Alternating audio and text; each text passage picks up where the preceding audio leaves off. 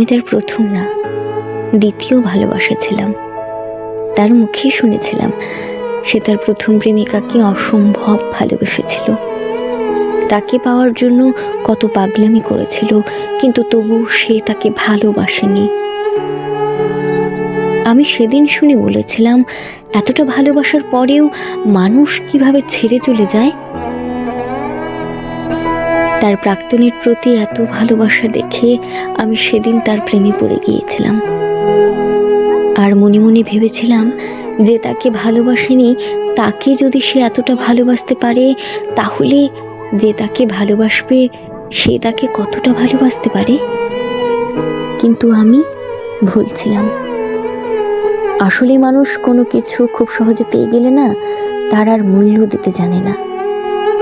আমি তার জলজান্ত প্রমাণ।